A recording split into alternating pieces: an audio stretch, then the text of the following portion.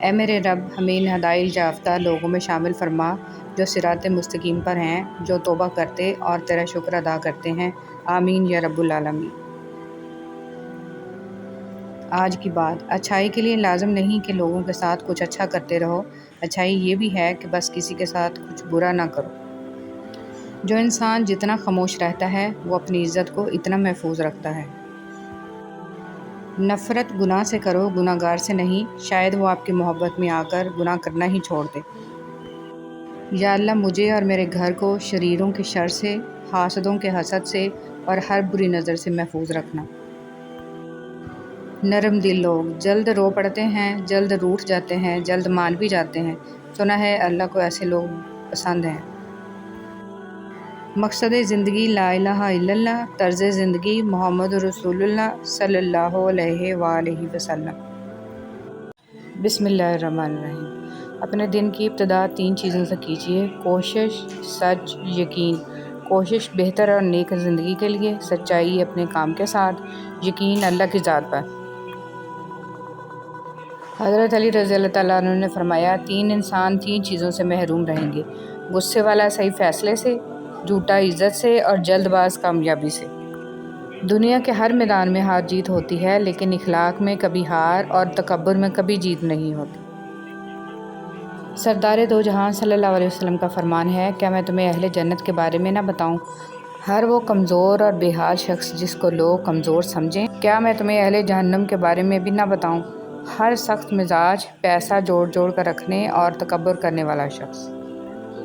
حضرت ابوبکر صدیق رضی اللہ تعالیٰ عنہ نے فرمایا، پوری دنیا میں صرف ایک شخص ہے جو خود بھی صحابی ہو، اس کے ماں باپ بھی صحابی ہوں اور اس کی اولاد بھی صحابی ہو اور اولاد کی اولاد بھی صحابی ہو۔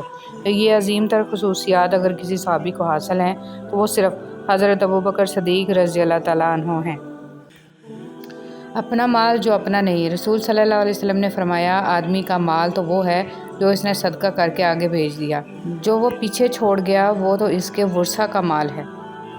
رسول صلی اللہ علیہ وسلم نے ارشاد فرمایا، جن لوگوں کی زبانیں اللہ پاک کے ذکر سے تر رہتی ہیں وہ ہنستے ہوئے جنت میں داخل ہوں گے۔ رسول صلی اللہ علیہ وسلم نے ارشاد فرمایا، کوئی صدقہ پانی پلانے سے بڑے ثواب والا نہیں ہے۔ حضور صلی اللہ علیہ وسلم سے پوچھا گیا کہ نجات کا ذریعہ کیا ہے؟ فرمایا، اپنی زبان کو قابو میں رکھو، ہمارا گھر تم کو سمائے رکھے، یعنی بلا ضرورت گھر سے نہ نکلو اور اپنی غلطی پر رویا کرو۔ جو شخص بیٹی کے پیدا ہونے پر خوشی کرے تو وہ خوشی کرنا 70 بار خانہ کعبہ کی زیارت کرنے سے افضل ہے۔ فرمان رسول صلی اللہ علیہ وآلہ وسلم۔ رسول صلی اللہ علیہ وسلم نے ارشاد فرمایا، قیامت کے دن لوگ حساب و کتاب میں مبتلا رہیں گے، صدقہ دینے والے اپنے صدقہ کے سایہ میں ہوں گے۔ 3 عبادات آپ کا مقدر بدل سکتی ہیں: کلمہ طیبہ کا ورد، استغفر اللہ کی کثرت، درود سلام کی کثرت۔ ڈیلیٹ کرنے سے پہلے کسی کو ضرور گفٹ کریں۔ یاد رہے کہ اگر کسی نے آپ کے میسج کی وجہ سے ان 3 عبادات کو اپنا لیا تو اس کا اجر آپ کو مرنے کے بعد بھی ملتا رہے گا۔ حضرت جابر رضی اللہ تعالیٰ عنہ نبی صلی اللہ علیہ وسلم سے روایت کرتے ہیں کہ آپ صلی اللہ علیہ وسلم نے ارشاد فرمایا، قیامت کے روز خدا کچھ لوگوں کو چیونٹیوں کی شکل میں اٹھائے گا، لوگ انہیں اپنے قدموں سے روندیں گے، پوچھا جائے گا یہ چیونٹیوں کی شکل میں کون لوگ ہیں؟ انہیں بتایا جائے گا کہ یہ وہ لوگ ہیں جو تکبر کرتے تھے۔ ایک مرتبہ حضرت فاطمہ رضی اللہ تعالیٰ عنہ تندور پر روٹیاں لگا رہی تھیں اور ساتھ میں آقا حضرت محمد صلی اللہ علیہ وسلم کھڑے دیکھ کر مسکرا رہے تھے۔ فرمایا، کیا ایک روٹی میں لگا دوں؟ پھر آپ صلی اللہ علیہ وسلم نے ایک روٹی تندور میں لگا دی۔ پھر فاطمہ رضی اللہ تعالیٰ نے کہا، بابا روٹی تو پک ہی نہیں رہی۔ آپ صلی اللہ علیہ وسلم نے فرمایا کہ جس چیز کو میں ہاتھ لگا لوں اس پر آگ حرام ہو جاتی ہے۔ اگر ہم سے غلطی ہو جائے تو ابلیس کی طرح دلیر نہیں ہونا چاہیے، بلکہ معافی مانگ لینی چاہیے، کیونکہ ہم ابن آدم ہیں، ابن ابلیس نہیں ہیں۔ وہ کتا ہو کر اصحاب کہف پہ نہیں بھونکا اور آج کچھ لوگ انسان ہو کر وقت کے ولیوں پر بھونکتے ہیں۔ حضرت محمد صلی اللہ علیہ وسلم نے فرمایا، جو میرے بھائی علی رضی اللہ تعالیٰ عنہ کی ایک فضیلت لکھے گا، جب تک یہ تحریر باقی رہے گی فرشتے اس کے لیے مغفرت طلب کرتے رہیں گے۔ تمہارے نفس کی تربیت کے لیے اتنا ہی کافی ہے کہ تم ان چیزوں سے دوری اختیار کرو جو تمہیں دوسروں میں بری لگیں۔ لوگوں کے خوف سے حق بات کہنے سے نہ رکنا۔ کیونکہ نہ تو کوئی موت کو قریب کر سکتا ہے اور نہ کوئی رزق کو دور کر سکتا ہے۔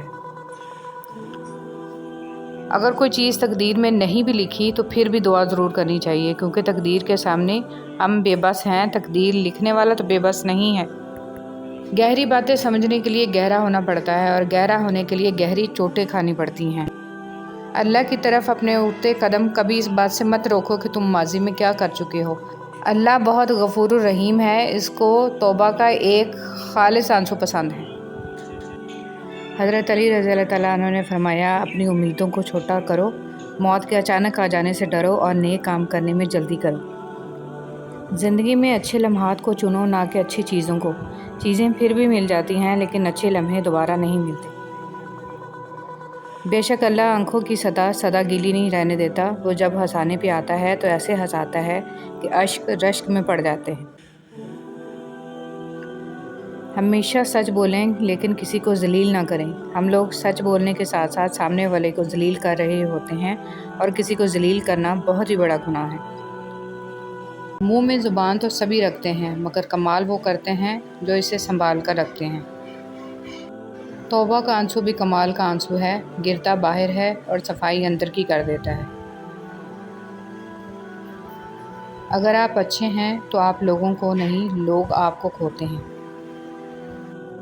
لوگ برا کہتے ہیں، کہنے دو، وہ تم نے سنا نہیں؟ وَتُعِزُّ مَن تَشَاءُ وَتُذِلُّ مَن تَشَاءُ۔ زندگی میں لوگوں کا آنا بھی ایک مقصد ہوتا ہے۔ کچھ آپ کو آزمائیں گے، کچھ آپ کو سکھائیں گے، کچھ آپ کا استعمال بھی کریں گے، اور کچھ آپ کو جینے کا صحیح مطلب بھی بتائیں گے۔